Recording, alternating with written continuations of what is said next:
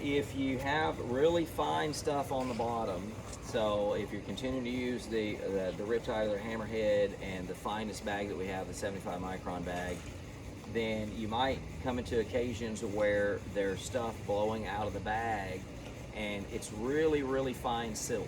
And so you might need to vacuum with the system. We call it a system vac or hose vac, because we're actually vacuuming through the system, through the skimmer, and then it goes into the filter and captures that really fine silt. So there's going to be some dirt or silt or something, or maybe you have dogs get into the pool, they get in the flower bed, and you have really fine dirt that gets in there.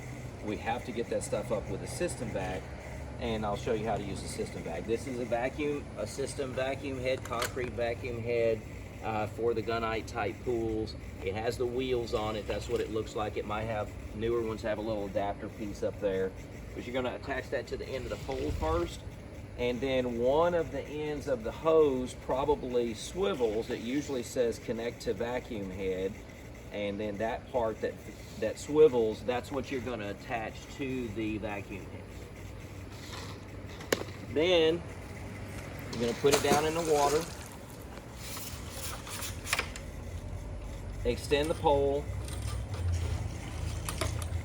This dadgum pole. I'll cut that stuff out. You're going to put the vacuum head in the water, extend the pole. I usually put it towards the main drain or just put it on the edge. And then you're going to do this operation next to the skimmer that you're going to use to vacuum. You can go ahead and take the basket out and then get it ready. A lot of times there's two holes in the bottom of the skimmer. In this one, there's only one hole in the bottom of the skimmer. Okay. Can we start here? So on the skimmer, you can go ahead and take the basket out and get ready. A lot of times there's going to be two holes at the bottom of the skimmer. In this particular skimmer, then there's only one hole. The other one it does have two holes, but the other one is plugged. Many times you will have two holes. One of them will be it will be dead because it's actually capped off under the skimmer. The second one is actually the one that has movement through it to move water from the pool through the skimmer back to the pump. And so that's what we need to have ready. Once I've extended my pole, a lot of times you can lay this out on the deck, and then so that it won't fight you as much whenever you're trying to do this. But what you're going to do is bring the hose and you're going to push it straight down beside the wall. As you do this, as you push it straight down, then the water will equalize in the hose, because you need to have the hose filled completely with water before you put it in the skimmer, or else the pump will lose prime. It will not allow you to continue to vacuum or start vacuuming because it's just a bunch of air in the hose. So you need to get water in the hose, and to do that, you push it straight down beside the pool. Just continue to push it straight down. If you do it right, at the end, you should have water come out of the end of the hose. So now I know that my hose is completely filled with water. Some people go through the skimmer opening and go into the bottom of the skimmer. You do not need to do that. As long as you have the hose filled with water, then just bring it over the deck, and then you put it in the opening at the bottom. Now, I usually check the suction before I start vacuuming. You want to have really good suction, so just bring it up right here, and I'm going to put my hands on it. Just leave it below the water so that you don't get a bunch of air in it. So I just feel the suction right there. Usually you're going to have two skimmers on the pool. If you need more suction, then you can plug it, put something in the second skimmer. I usually put, like, you can get a water bottle, fill the water bottle up. If it's an old one, you can put it down upside down into the other skimmer. Make sure it's full, and it will plug the other skimmer no problem. Or you can get a little vac plate thing that covers the bottom.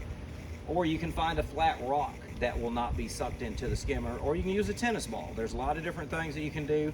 I usually don't want the technicians messing with the valves over there. Obviously, you can turn the valve off to the second skimmer, but I usually don't want the technicians messing with that. Do something else to plug the skimmer so that you're not messing with any of the valves and you forget to turn them back on. Now, to vacuum the system, you've got suction here, and so it's just like the regular vacuum. You're just going to go out, making sure you're staying in contact with the bottom. Move it over a little bit, come back. Move it over, go out.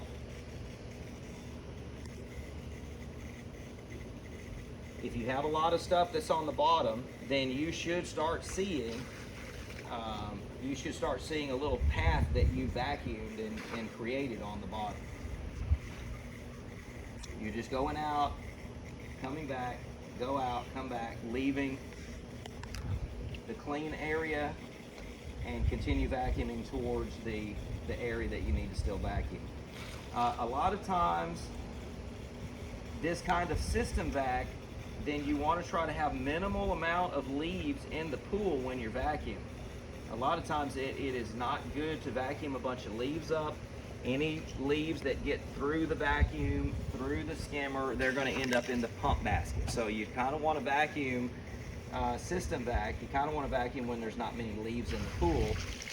If they're elm leaves, then you can vacuum those up. Big oak leaves usually will not. The vacuum, these system vacs do not handle that because the big oak leaves are bigger than the opening. It'll clog it up or block it at the bottom. And then you're sitting here just pushing dirt around. You're not actually vacuuming the dirt up because the hose is clogged. So don't try to vacuum a bunch of big oak leaves up. It just doesn't work. You've got to get those out with your battery-powered cleaning unit, and then you can come back another time to system vac it and get all of the fine silt up. Or if we had an issue with a filter, that there was something broken inside the filter, just like in this pool, then it blew the DE back into the pool. We fixed the filter now, and then there's DE powder. We were vacuuming it up. That's why the water's a little bit cloudy right there. Is because we were vacuuming up all the leaves, and it blew some of the DE up in suspension. But there were so many leaves that we couldn't actually vacuum it system vac to get the DE. Now we can go back and vacuum some of this to get the DE back into the filter because the filter's been repaired. And that's basically how you're going to vacuum. Once you're done, last tip, once you're done, bring the hose out. Bring the vacuum head out, lay it on the deck, and now you see it's sucking the water. Look at it going around and around. It's sucking the water out of the hose. Once it gets over here, then you can go ahead and take it on out because you don't need to try to roll the hose up and everything while you've got a bunch of water in it. Let the system suck the water out, send it back to the pool. Now you can wrap your hose up and you're done.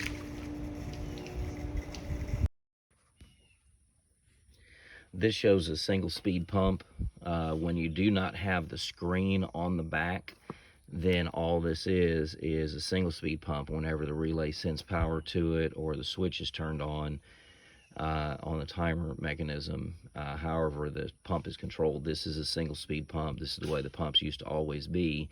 It only has one speed. When it's on 3450 RPM. And so it's just on high basically, or it's off. It's a single speed pump, and that shows you're able to recognize one of those because it does not have a screen, a little flip lid and push buttons and stuff on the back. That's what a single speed pump looks like. And go. So this is a Jandy Stealth pump, so different type of pump. Just wanted to show any type, but it still has the wings that you would open. So again, just hit it in a loosening direction. You're usually going to start tightening up the pump lid. Maybe, this one's almost at the sort of 7 o'clock and 2 o'clock position. It might start here, it might start a little bit lower, and then you're going to end up, putting it on there and then tightening it up like that. That's about what you would usually do on most of the pumps that have wings on it. But This one, you'll see some pump baskets like this one have a little notch in the back. So if you try to put it like this, then it won't actually fit all the way in, and the lid won't fit right. So you have to put it down in the notch right there, and then it goes down as far as it can. And then of course it does have a hole in the front. Anytime that a basket has a hole in the front, the hole always goes to the front of the pump, and then it'll allow you to set it down in there correctly. Take it out, hit it away from some of the stuff's going to be coming through the holes. Tap it away from the holes, and then you'll be able to tap it out and get most of the stuff out. Then put it back in, and then see, it allows it to go all the way down. And that's how you're reinstalling it properly on this kind of a pump.